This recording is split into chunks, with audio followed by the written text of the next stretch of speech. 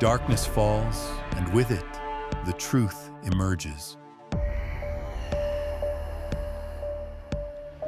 In a world where the line between fact and fear is blurred, beneath the surface of forgotten towns and restless graves, hide secrets soaked in blood and whispers that never die. From the chilling depths of true crime to the unexplained shadows of the paranormal, we dive into the stories that haunt both past and present.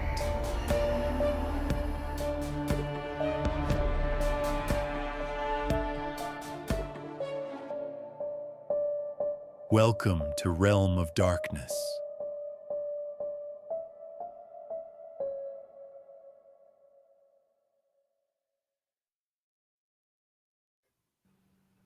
Oh, we're on. I was waiting to see if I came back and you were gone because of all the issues. Ashley's been having issues before we went live here. Her whole computer shut off, and I thought I was doing this by myself tonight for a second, but she's here. Ashley, what's going on? Well, let's hope for the best because I keep freezing. So, because the intro froze, and I was like, well, maybe I'll be doing the podcast from my phone. So, oh my gosh. Anyways, I might be just following your lead tonight, just in case. Yeah. I mean, well, everybody who's watching, or now you could be listening to us on Spotify because that's a new thing since last week. That's kind of fun, right? It is. And you know what? It's really cool because what you were able to get most of the episodes up in like a day. So Yeah, I think we've been on Spotify for what, maybe a week? I think a week tonight, because I think I put the first one on last week right after we got off here, which I was just showing you guys before. We've got people listening to us in Australia. Like, that's kind of neat.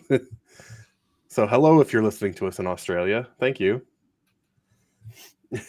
Yeah, what time is it there? I don't even know.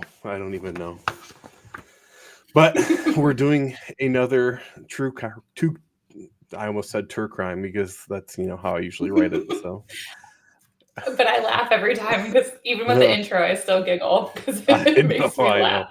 Sometimes I don't know how to spell. It's fine, but it happens. Yeah. So this case is one I actually brought to you and you had not heard of, correct? No, I haven't heard of it. Jesus, what's our problem tonight? We're having technical issues. It's fine. We can't talk. Our computers aren't working. I think that might be a sign of exhaustion on both of our ends. It could be. But no, you're right. I had not heard of this one before. But it was kind of interesting for me. Yeah. There's certain things that link them together, but we'll talk later, like whether you think they all are the same or whatnot, because I have ideas and stuff too, but and it's neat, not neat because it's never neat to talk about these kind of things, but I live basically halfway between Buffalo and Rochester. Rochester is where this case comes from tonight, and I've driven these streets. I've been through that town, and I only just found out about this case a few months back on a random YouTube video, and I'm like, I've driven those streets. So now, like, to put into perspective, like, these kind of things happen in my backyard is mind-boggling to me. You know what I mean? You don't think things like that happen very often near you, but like to find something, less than an hour away, kind of strikes you a little bit. So I was interested to get into this one. So, well, and it seemed like it was, this all kind of happened in the 70s, and it seemed like a really big case. So I'm surprised that even like over the years, like you hadn't heard about it, because we have some big cases in Ohio that, they were years and years ago, but people still kind of talk about it. So that's interesting to me. Yeah. The 70s, these happened over 50 years ago at this point. So, it is really a long time if you think about it, but let's kind of get into it and we can talk about it real quick. Yeah.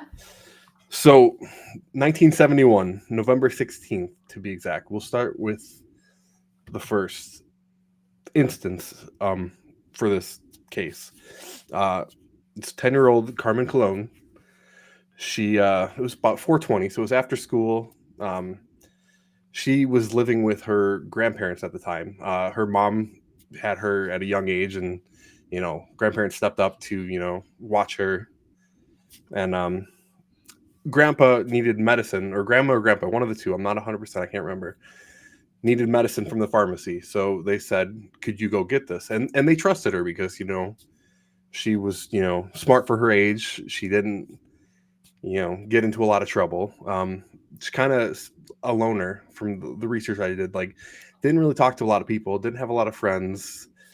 She was kind of bullied in school. Well, and they said that the pharmacy that her grandpa sent her to was only 2 blocks away. Yeah, Which, so not at 10 years old, I mean, we were all walking all over the place too. So 2 blocks really isn't that far. And you got to think too, this was the 70s. I don't think people thought kind of how we think now. Where like now I would not send anybody 2 blocks because I just don't trust people. But in the 70s, everybody trusted pretty much everybody. Like you don't hear about all the violence and stuff like you do now. Like none of that I don't think was really a thing in the 70s. Everybody was. Well, and I know like when I was doing research, a lot of the things that kept coming up were that Rochester was such a safe area, that nothing like this had ever happened. And so nobody was worried. Nobody was looking for it because they're like, crime just didn't happen. Yeah. Yeah. Which, I mean, it didn't, but, it doesn't mean it can't. And that's kind of what happened in this instance, unfortunately. So she gets to the pharmacy to pick up the medicine. She talks to the pharmacist, and he said, "It's not quite ready yet. We're going to need a little bit more time." She basically told him, "Well, I can't stay. I got to go." And she leaves. She disappears after that. There were eyewitnesses that saw her get into a car outside. But between 4:20 and she was reported missing about 7:50 that night. So in that time, she just vanished. And apparently, it wasn't uncommon the way she reacted to the pharmacist, like just being, "All right, I gotta go." That wasn't uncommon for her. So nobody really thought too much of it, especially like her family, because they called looking for her, like, "Hey, she was supposed to be back, but she's not back yet." So they didn't really worry too much. But then, time started going on and got to be that point and nobody had seen her. So that's when they make the call and be like, "Hey, we need help." But so 15 minutes after she went missing from the pharmacy, did you see the reports that people driving on Highway 490 in Rochester? I was hoping that you were going to bring that up because how, and I won't, I mean, you can go into what happened, but like, how did this little girl go missing when that took place? Yeah, exactly. So all these people driving, I saw at least it was 36 people had seen this happen, and nobody did anything about it. Driving, they see this little girl running down the street on the thruway, mind you, where it's speed limit's like 65, 70, without any pants on, and this car reversing on the thruway, chasing after her, like in reverse.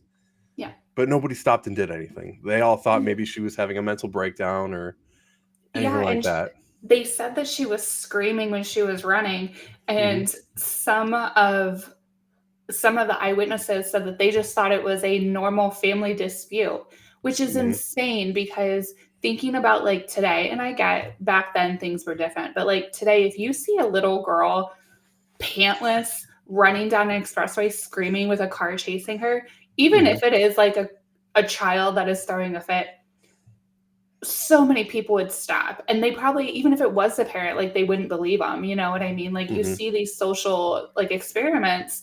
So to think back then that like everyone's like, "Oh, she's just throwing a fit or she's just having an episode," is insane to me because 36 people could have saved her. Exactly. That many people watching her and nobody did anything about it. And I mean, part of the reason I sent you guys in the group chat earlier of that case that just happened this last week in Washington, where the guy stopped to help this family on the side of the road, and they ended up stabbing him. So like, sometimes people just don't feel comfortable stopping, which I understand, but like, it's at least call the cops right away.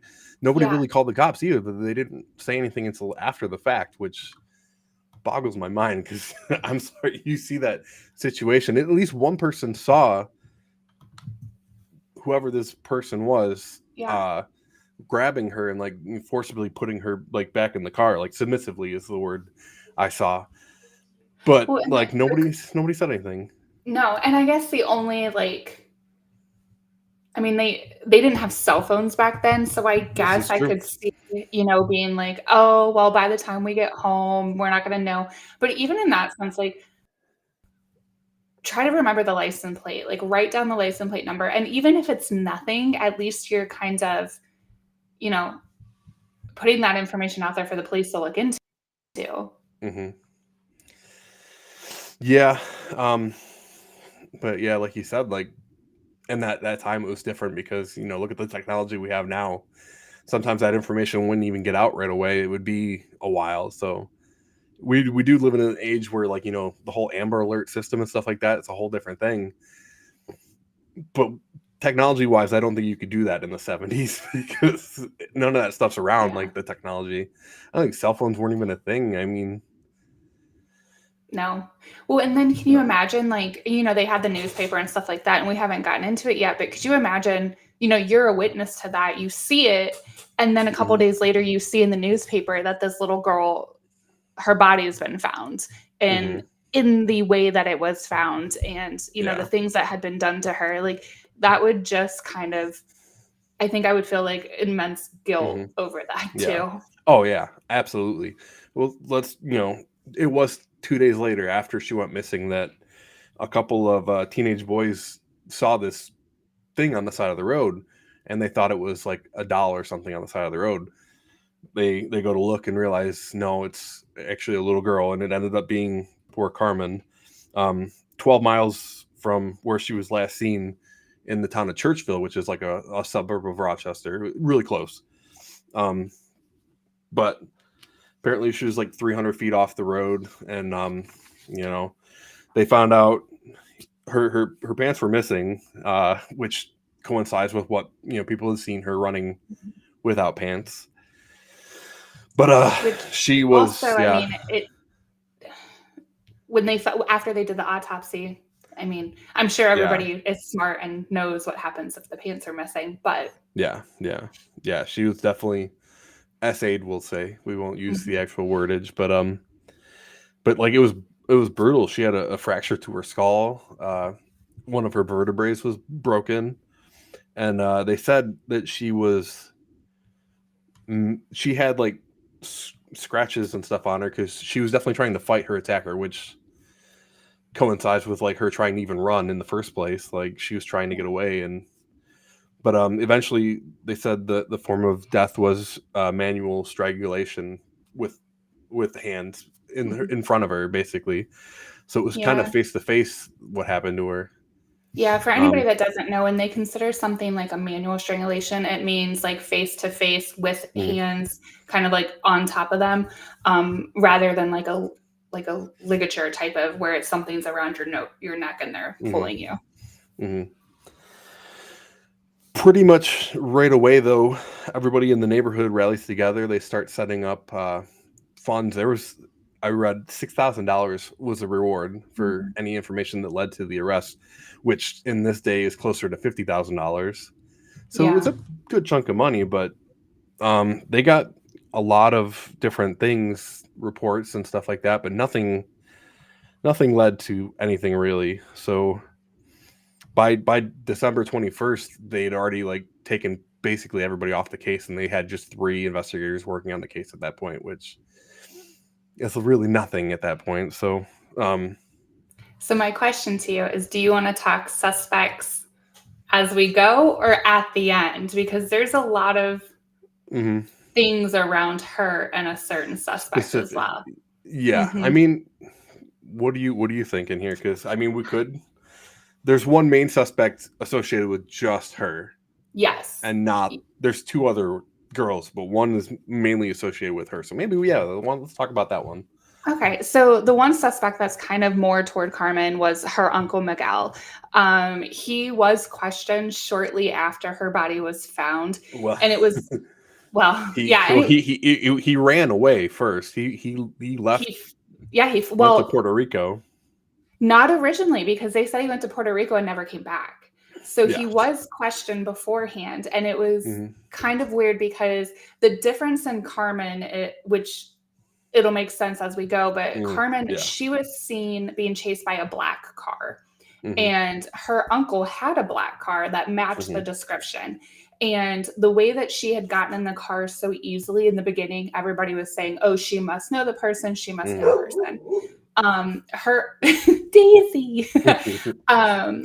But so her uncle was originally a suspect. He was questioned, and he was actually a violent person, which is one of the reasons that they kind of thought he had done it. But he fled to Puerto Rico. He never came back. He stayed in Puerto Rico, where he eventually ended up killing 2 people, and then ended up. He didn't actually kill them. He wounded them, but then shot himself and killed himself. Basically, the other 2 people did not die. Oh, see, I saw that they did. Honestly, I saw a couple that they didn't die. He wounded them for sure, but then took himself out. So. Oh, well, I would be interested to know the truth, because I saw that it was a murder unaliving. Okay. I don't know if we're allowed to say it. We're going to say it, but it was a murder-suicide versus just a suicide. So I wonder if they did survive or not. I might have to dig deeper into that. We'll have to look into that one, because I saw different reports. But it's weird because, I mean, he fits the bill. He fits kind of the profile of it, and the fact that he's already violent and he's already done horrible things. So when I was looking into this, I'm like, oh, that was him for sure. And then you go a year and a half later. Well, on top of it, with him, like, a lot of the things that they had to, put him into places, like, was all circumstantial stuff. Nothing that, really, like, they found one of Carmen's dolls in the car, which the family even said wouldn't be strange, because it was her uncle and he took her for rides all the time. Like, maybe she left a doll in there. And then one of the things that was a little off was, like, on the day she disappeared, he was punching in and out at work, but never punched out per se that day, like using an actual, like, mechanism. He wrote in his time, so there's no proof that he actually punched out at that time. He just wrote it in later. So it's a lot of things, but one of the things that does point to, like, the way she got into the car, and everything points to the fact that it was somebody that she actually probably knew, and not some random person that did this to her. So, right. But once again, there was nothing really concrete to ever tie him to it. So that's why he was never. We'll get into that. I was going to say, that's a good question. Yeah, that's a good question that we'll have to get into. So that case basically goes cold, and nothing ever happens out of it.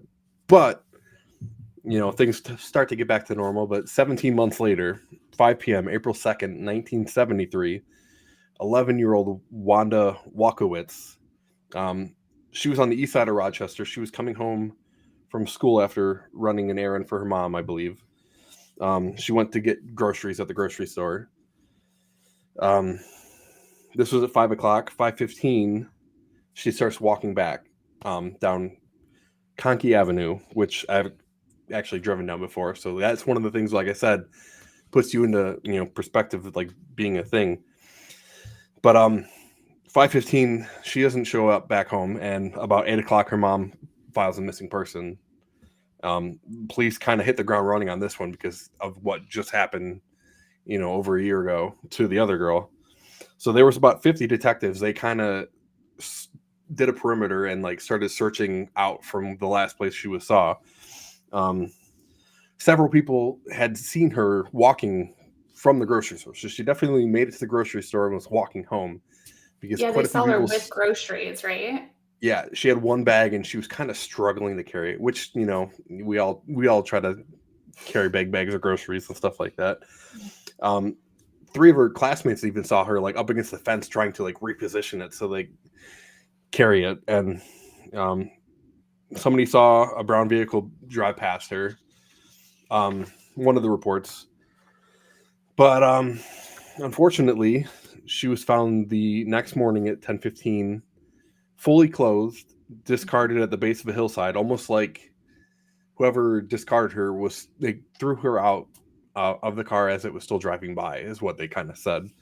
Yeah, wasn't it close to like a rest area? Yes. Kind of off the state route? State Route 104, which is, you can get on 104 5 minutes from my house and take it all the way to Rochester. So right in my backyard. So that's like one of the ones, I guess, I drive that all the time. So for something like that to happen there and I not knew about it kind of threw me off. But the autopsy, she was sexually assaulted, strangled from behind. Most likely what they said was probably a belt. She also had defensive wounds, kind of how like the other girl did. And so she fought. After she was killed, the killer redressed her.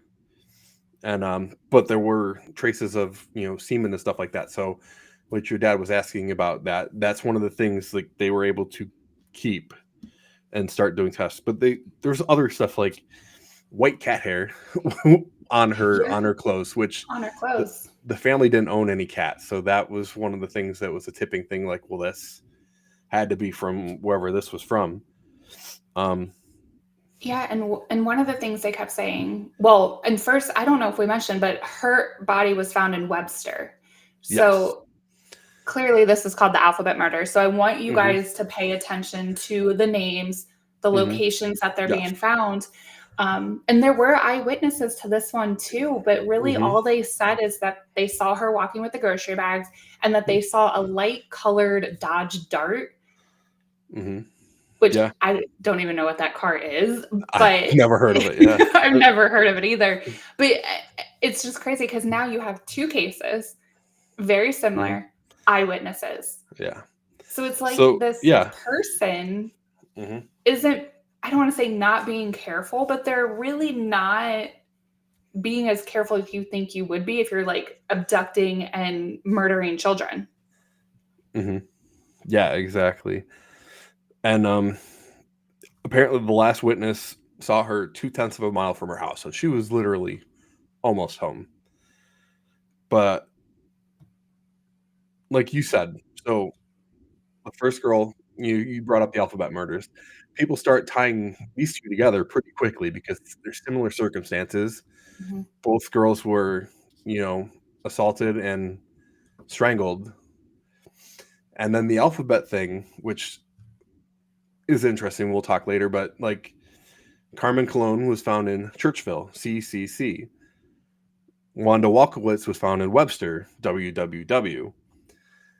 Is that a coincidence? Is that something planned?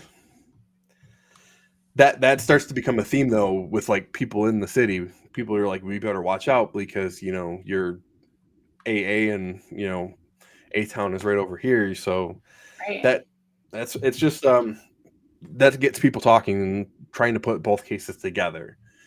Are they connected? That's one I don't know for sure, but it's definitely odd.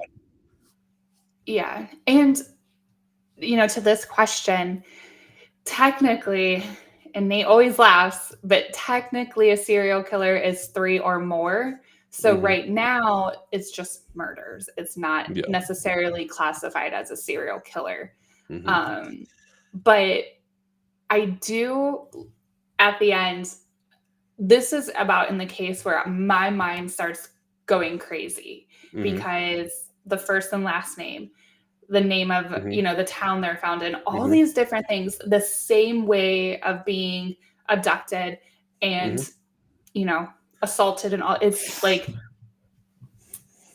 I mean, I guess I'll share my opinion at the end, but to me, there's no way that this person didn't somehow know them. At least that's what I think. Or have some kind of like information about certain things. Like, there's Yes. no way. So the police right away dismiss it. There's no connection between the two. There's nothing that really points to it. So they basically dismissed it right away. They're Which like, no. how? They're saying just the way they took place. So the one girl didn't have pants on, the other girl was dressed. Yeah. You know, the one girl was strangled from the front, the other girl was from the back with a thing. Like, But we also, to be devil's advocate, you know, we see in a lot of cases that we won't say serial killers, we'll say murderers for now, they evolve. They learn from previous, you know, lessons, and they start to change things, but they change minor things, not enough to be like, oh, they're two different people, but enough to make you be like, are they?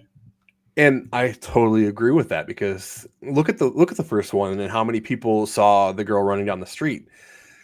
Things didn't go as planned the first time. Maybe he had to hurry up and do it a different way because it was things sloppy. were getting out of his control. It was sloppy. It was out of his control at that point. It was a sloppy situation. Yep. And he probably planned it different. I say he. I'm sorry. I'm gender. No, well, it could have been a well, no, with it being a lot with of them the finding reports, semen. It was yeah. I mean, you can't really, if you're a female, do that. So, but a lot of the reports, they had sketches drawn of a man, dirty looking dude, you know, 6 foot, 100 and some pounds. Like a lot of. One of the things they kept saying is, oh, the guy has like a little bit of shaggy long hair. And I'm like, it's the 70s. Yeah, that was not uncommon in the 70s. Right. Not even in the 80s too. Like, that kept going, you know. Yeah. The rockers in the 80s and stuff. So, but yeah, they dismissed it. But they got like 200 phone calls for tips and stuff like that, and nothing came to fruition on that one. Now, I did think it was kind of weird. Did you see one of the things when they did the autopsy? She had like custard in her stomach, like ice cream. Did you see that? I did. The family said she didn't eat that here, and she didn't get that at the grocery store, from what, you know, the registers and stuff said. So they're saying that whoever did this to her got her ice cream and she ate it, and that was the last thing she ate. So like, my thought process, like lured her in with the ice cream. Yeah, absolutely. Yeah. Or maybe was the cat in the car too? Where the cat hair come from? Like, you want to come? Yeah. I got a cat in here. I got ice cream. Come on and get in the car. Like, that was my thought process there. But that was one of the other things that they said was different, because Carmen did not have anything in her stomach. But if things go awry, she's not going to eat. Like, you're rushing to get things done at that point. So.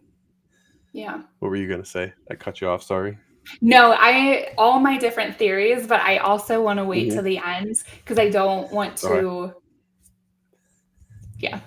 Because I know we will go on a tangent, and then this, you know, we'll never finish what happened. Yeah. All right. Well, that happens. Things go dry again. 7 months later, Michelle Maenza, another 11-year-old girl, on November 26th, she was reported missing after she failed to come home from school. She had, after school, gone to the shopping plaza because her mom had left her purse there, and she was going to pick it up for her. Her uncle had seen her walking and asked if she wanted to ride, and she said, no, I'm just going to walk, because, you know, it's not that far. She was last seen about 3:20 on the way to the plaza. 10 minutes later, somebody observed her sitting in a passenger seat of a beige or tan vehicle, not too far from where she was. But they saw her, and when they saw her in the car, she was crying in the car. So it's one of those. I mean, it's not unusual, because, you know, people scold their kids and stuff, and they cry in the car. So that wouldn't throw me off, you know. So about 5:30 that same night, this car is broken down on the side of the road with a flat tire. This motorist stops to see if they need help. and he asks, gets in the guy, and the guy that was out in the car, there was a girl out there with him who he later said looked like the girl that was missing. But the guy was like super standoffish. Did you see that? Like, Yeah. grabbing her by the wrist, putting her beside him, blocking his license plate so Yeah. the guy couldn't see anything. So the guy's just like, well, whatever. And he leaves. Which, when the guy did say he noticed that the trunk was ajar, but like that was like the only weird thing, not that the girl was being pushed behind or anything like that, just that the trunk was slightly open. So apparently the stranger gave him a menacing expression, and the guy felt compelled to just drive away. Which, whatever. Maybe you think it's, somebody scolding their child. I get it. Especially in the 70s, like we said, like things aren't usually that crazy. But 10:30 the next morning, they find Maenza fully clothed in Macedon. So you have another Michelle Maenza Macedon. That's another 3-letter alphabet. But she was 15 miles from Rochester, where she was last seen. She was fully clothed, also assaulted, also strangled from behind with, they said, probably a small rope on this one. So very similar to the last one, kind of similar to the first one. She also had cat fur on her, white cat fur, so that matched the second one. So that's why a lot of people say at least this one and the second one were kind of tied together, because they were basically the same exact thing. In her stomach, they had onions and cheeseburgers. So she also was fed, which lines up to a report one of the witnesses saw them at a fast food stand. Yeah, at a fast food. So, which you think you would get a better description of the adult with her. Yeah. If you can remember enough that you saw the child, you should be able to remember that you saw the adult too, which baffles me. Or that somebody would know him, Yeah. So they find her body, much like the other one, kind of just tossed on the side of the road as the car was going by. Not really, though, because this one might have been a little different. They said she had leaves in her hand that matched like the area that they found the body. So they thought maybe this one wasn't like the last one where she was kind of thrown.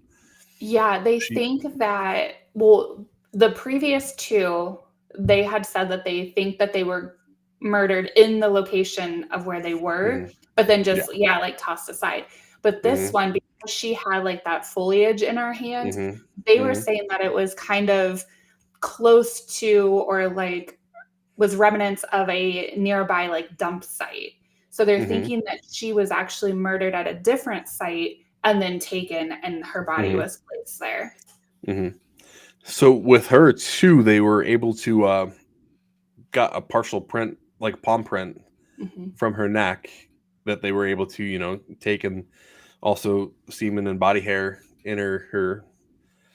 I hate that, but they were able to determine it was one individual. So you've got one person. It's not multiple people working together doing this kind of stuff.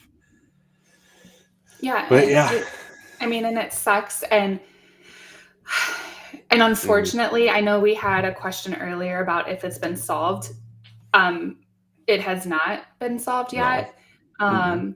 But now let's get into the theories, because now we heard about, the 3 girls that they, first initial, last initial, and then the city were all the same letter. And 2 of them, had the white cat hair. They had stuff in their stomach. There was semen left behind.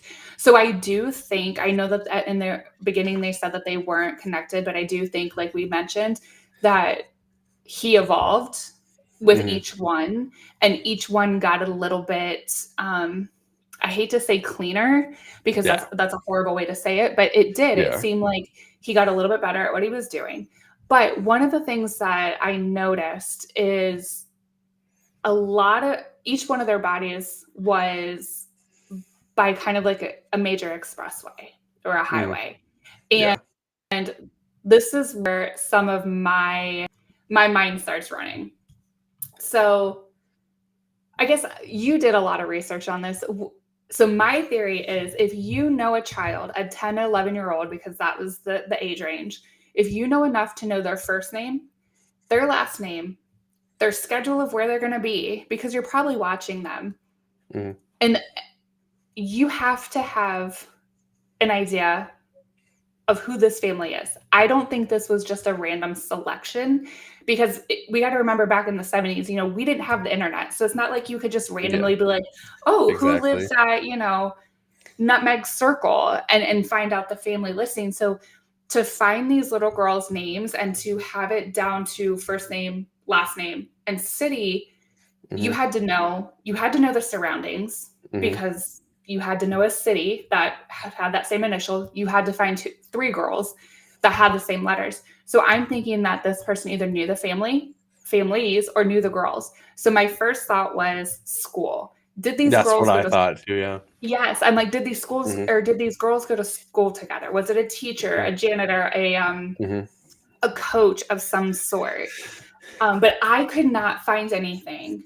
No, they did not. Yeah. Well, just based off of the map, they were all in different areas of Rochester.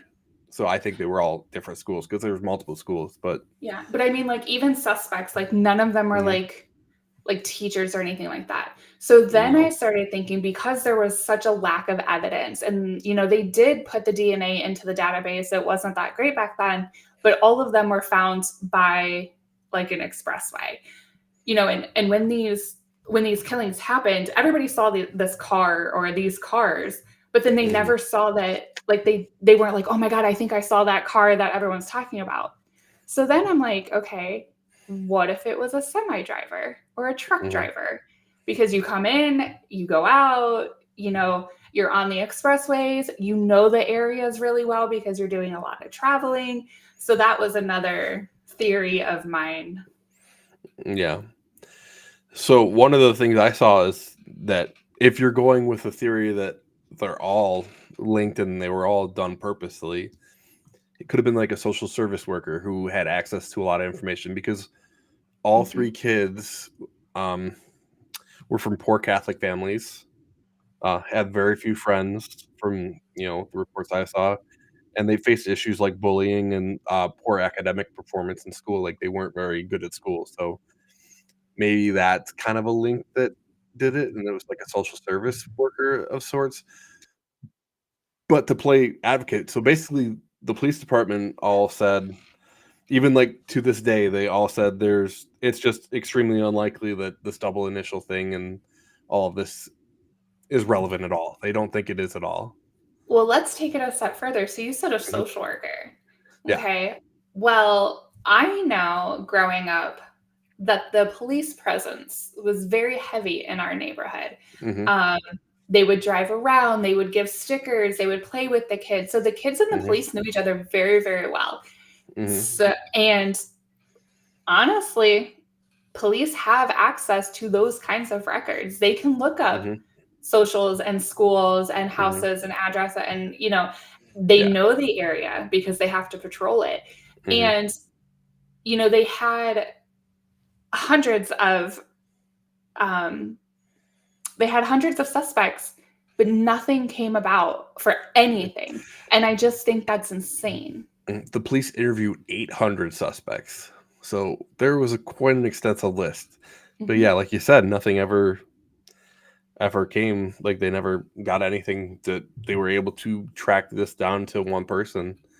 Now, that doesn't mean like there weren't a few suspects that were, you know, more likely, I suppose, than a few of the others, but so what was one of the, it's not funny, but one of the suspicions that I had read when I was looking into this. So of course, like, I'm thinking teacher, I'm thinking cop, so, you know, truck driver, people who know the area.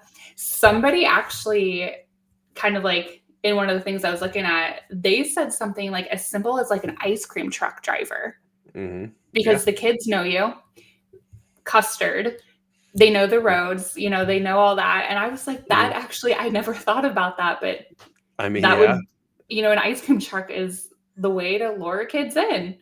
Kids love ice cream. Exactly. But the police department says the likelihood of somebody doing that much like research and like surveillance of these people, like these kids, highly unlikely, because they would have been caught beforehand. Like somebody would have said something. So they But are if you're adamant not that, looking for it, yeah, exactly. That's another thing. yeah, And in the 70s, it's not like you have Ring doorbells on every single house. and We're there's not living, cameras everywhere. no, we're living in a different time. This was 50 years ago. Things like that weren't a thing. People didn't have Right. cell phones and taking pictures and videos of people. Like, Well, and that's the thing is, back then, like everybody would, like we said, it was deemed a safe area. So you're yeah. not going to be watching your surroundings as if you're walking through Mhm. like the hood or something like that, and it's like it is a different time. And I just think personally, a lot of the things I read that the police said or would state, it just seems like they were downplaying it the whole time. And if I were one of these girls' families, I would be livid, because if you're like, oh no, they're not smart enough to figure out the initials, they're not this, they're not that. Why? There's been serial killers who were extremely intelligent. Actually, most serial killers have an extremely high IQ. So why are you acting like this person isn't smart enough to do these things? And that's why I do slightly think that, one, either somebody in the police force was involved, it's corrupt, or they really just don't know what they're doing. No offense to Rochester. Well, that was Could be a combination 50, of all 50, three things. 60 years ago, whatever. Yeah. It's a long So time ago. let me ask you, do you think all three are connected? I think there's a very odd connection. I think, like, if you think of your group of friends, do you know anybody that has the same first initial, last initial? Not initially, right off the top of my head, I can't think of anybody. But right. So they're saying it is quite common. That's what a lot of people said. If you think about it, it is super common. But for the coincidence, for 3 girls, the same age, 10 to 11, the same first name, last name, and the city that they were found in. Not the city they were taken from, the city they were found in. They were duds, yeah, there's just too much there. It's almost like a oh gosh, I can't think of the it's too much to be a coincidence. Yes. The probability of it being a coincidence doesn't seem high, and I agree with that. Like, somebody did their research and like did this on, like, it was all purposefully done a certain way. The alphabet. I mean, yeah. Well, and then the weird thing is too, and the reason why I think it's not a coincidence is because it wasn't too far before, or too much before all this happened. There was actually a movie that came out. I did see that.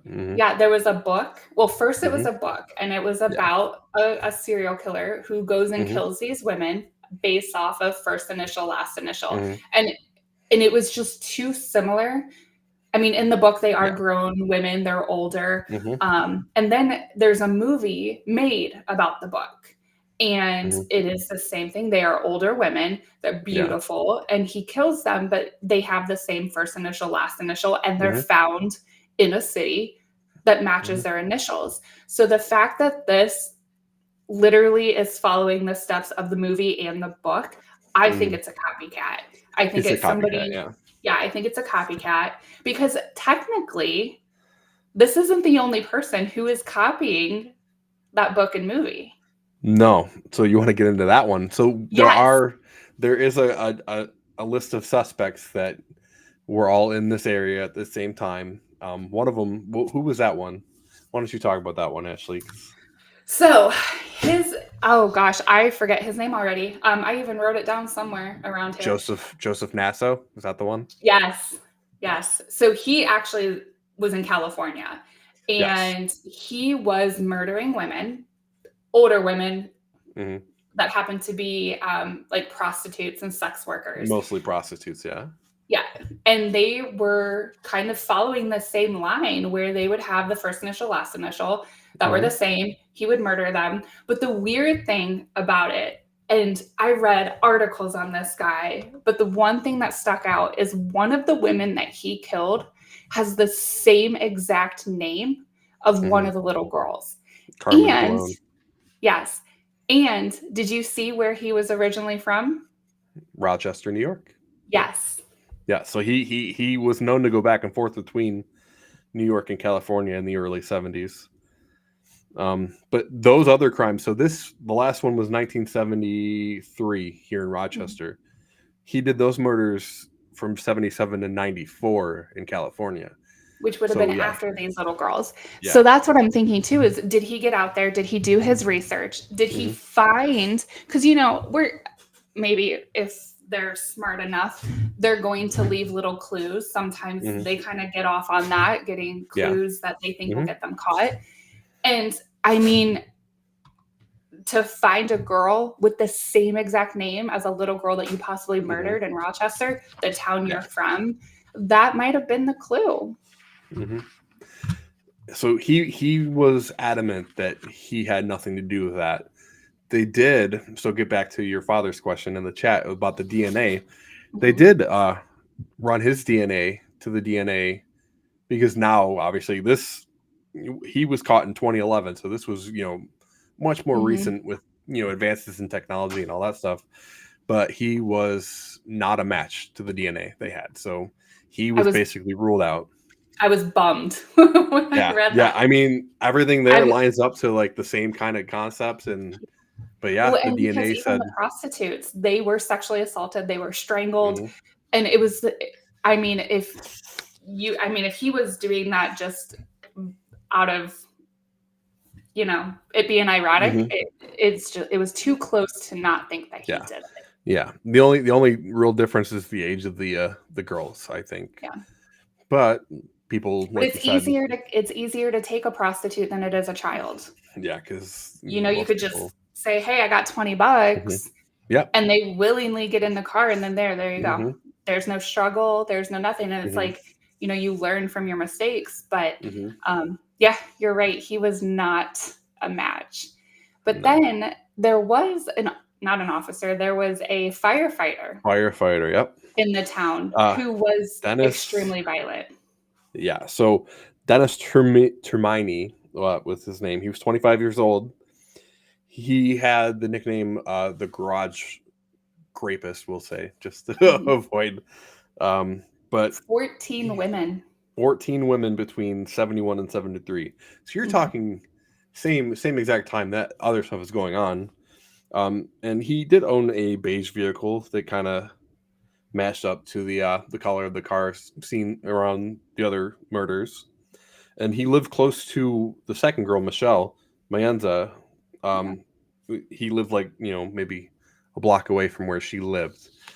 But the weird thing with him is he was known to be a rapist. Yeah.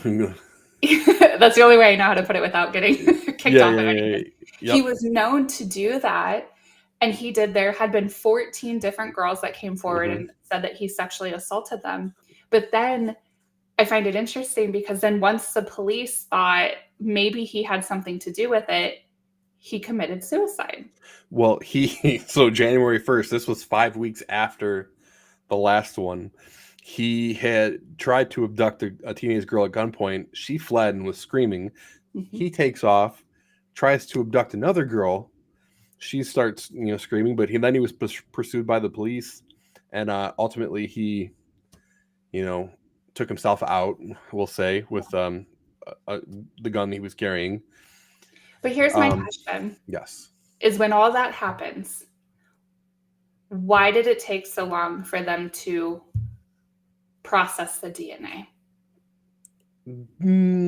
Because he was originally, they had the funeral, they buried him. Yeah. He was 6 feet under. And it wasn't until years later that they exhumed his body. 2007. More than a few years. Yeah. To exhume his body to take the DNA. Why that long when you actively caught him trying to abduct girls? My only thing, I don't know what the testing was like in the 70s. Like, obviously, it's way more advanced than it was then. So maybe at that point too, they didn't think anything connecting him to that. Although, did you see that there were traces of white cat hair in the upholstery of his car? I did. So that lines up with that. But what happened after they exhumed the body, Ashley? Another disappointment. His DNA was not a match. Yes.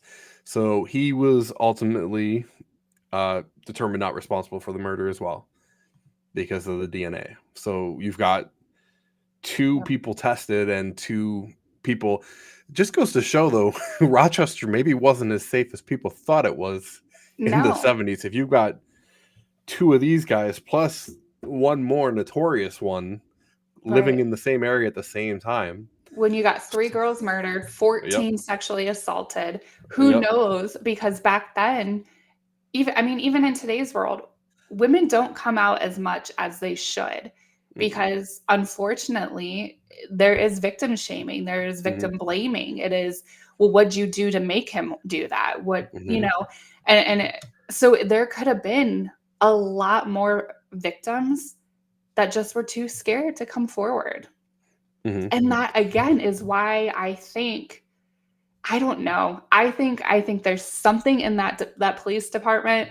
I mean, I don't have any evidence of it, and none of the reports point to the police, but it's so weird. Or somebody they knew. Somebody knew something. Yeah.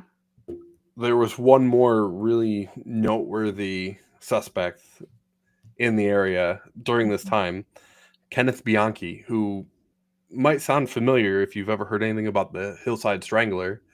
He lived in Rochester during this time. He was an ice cream vendor, which, lines up to what you said about maybe it was an ice cream truck.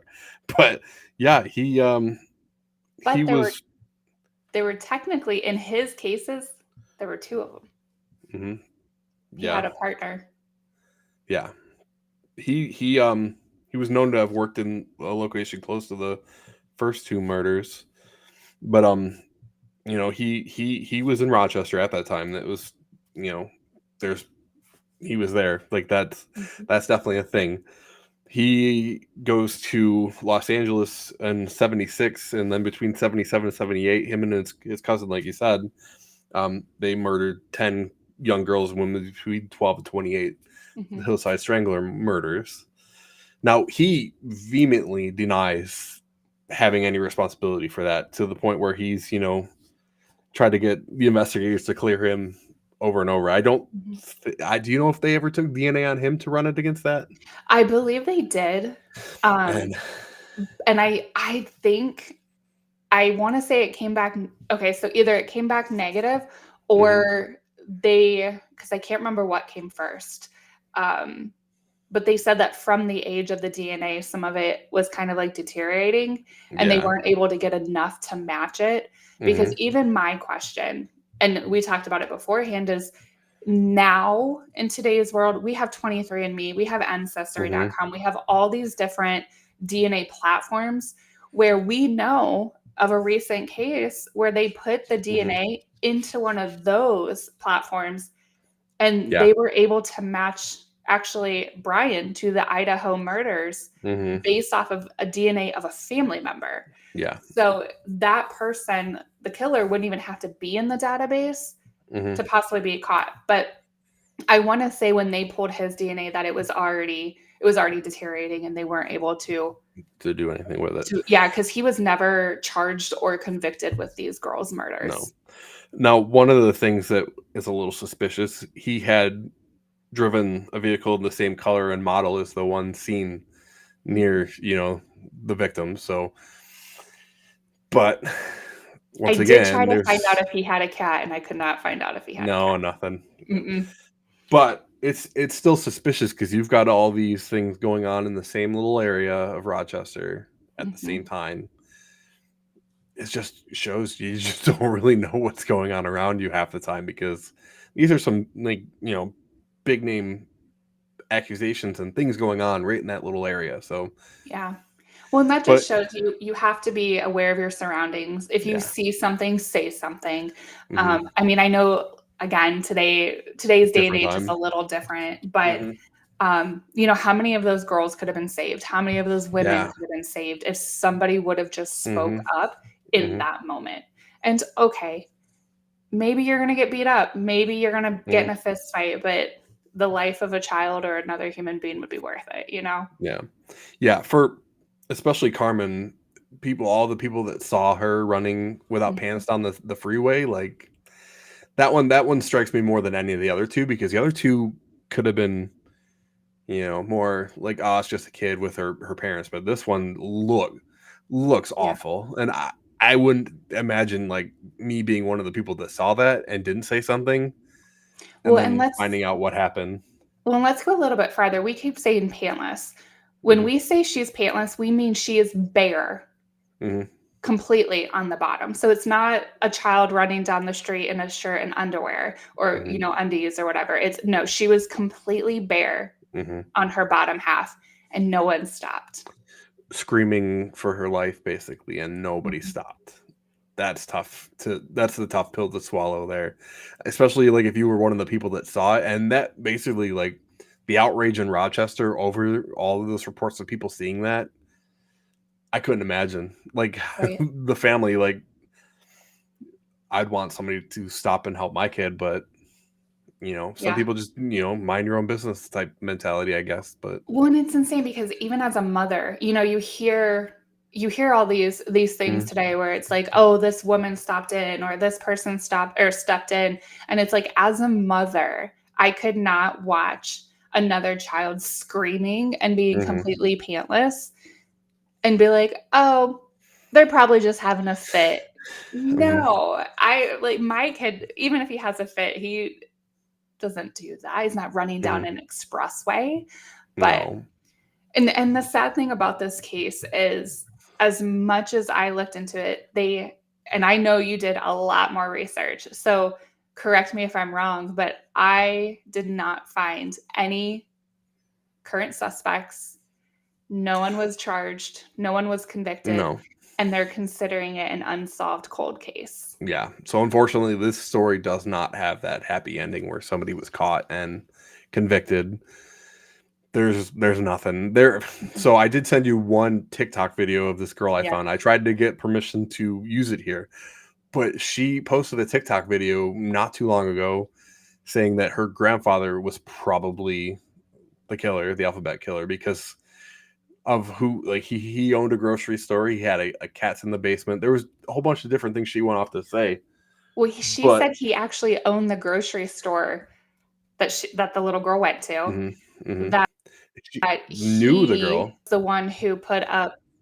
Yes, he knew her. He's the Mhm, one that offered the reward originally. mhm. He had Yeah. cats in the basement. They lived on the street Mhm. you said it, that they Yeah. went missing.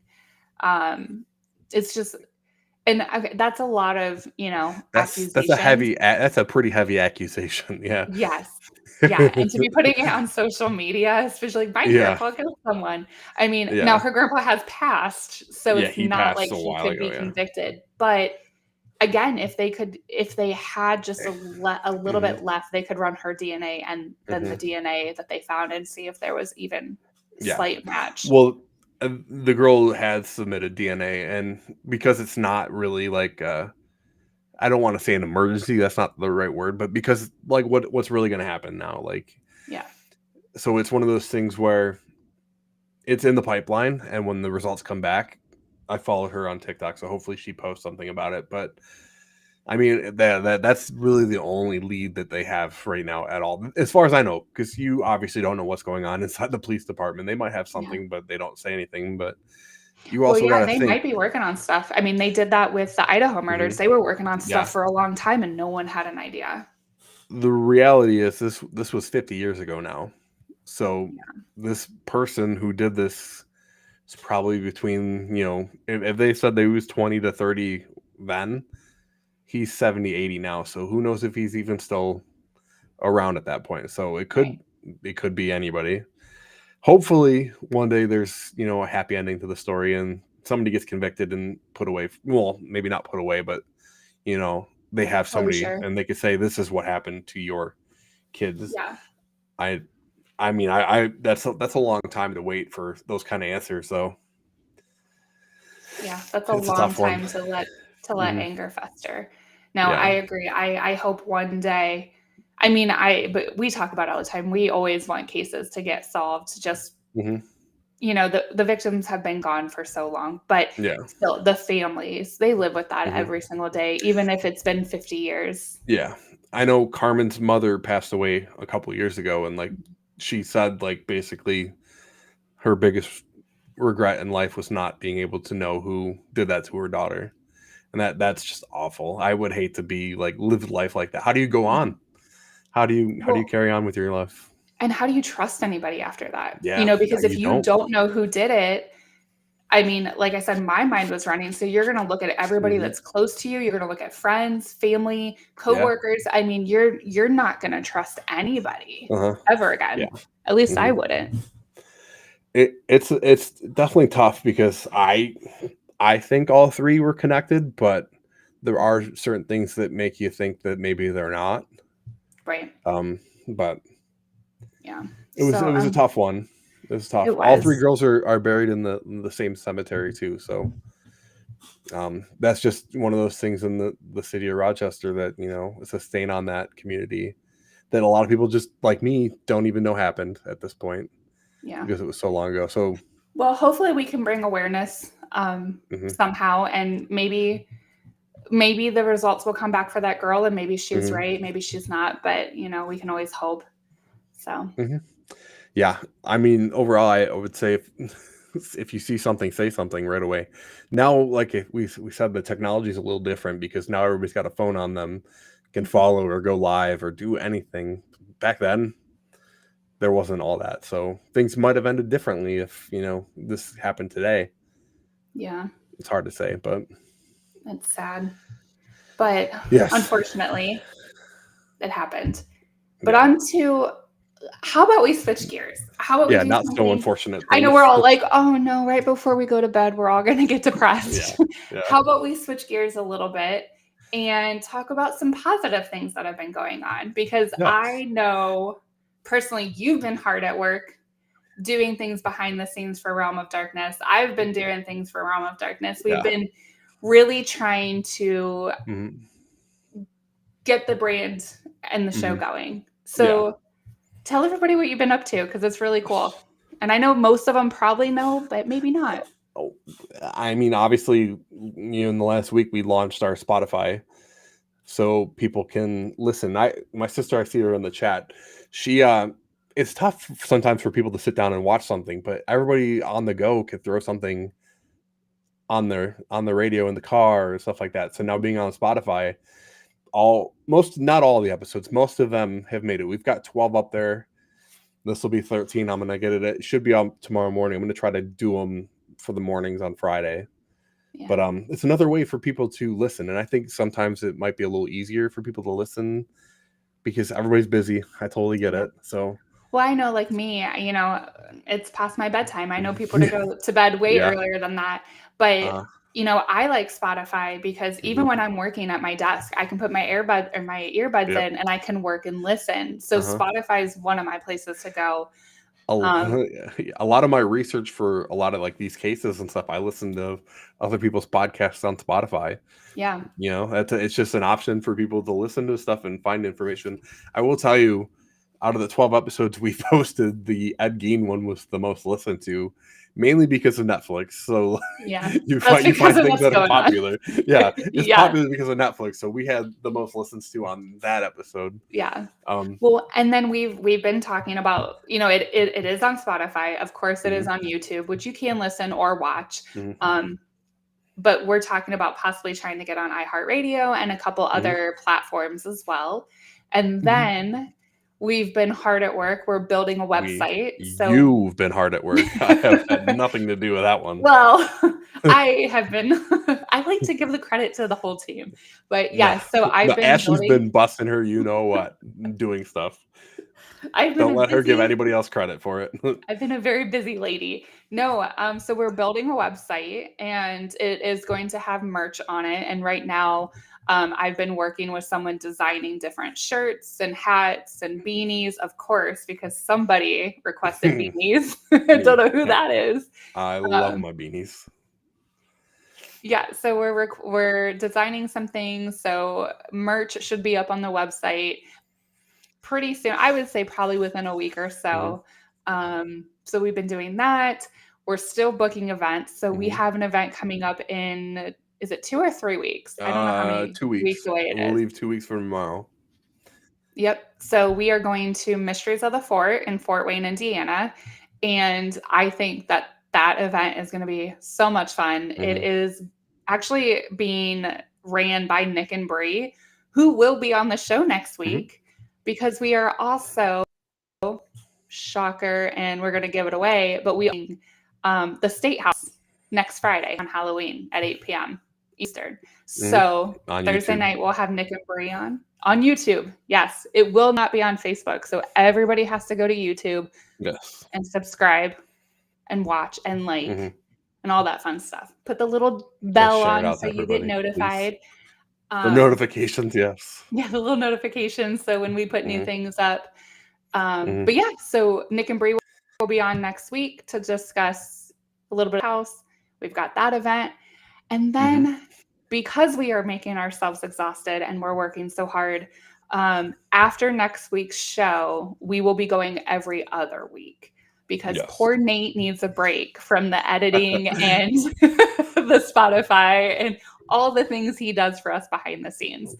So yes, after next week's show, it will be every other week, which means we might only have one in November because of the holidays, but that's okay. We'll figure it out. I mean, and that might not stay. We could always go back to, more than one, or just pick and choose when we want to do one. We'll reevaluate as things go. But yeah, I mean, we just got a lot of stuff, and it's winter. Like everybody just wants to hibernate anyway. So that's true.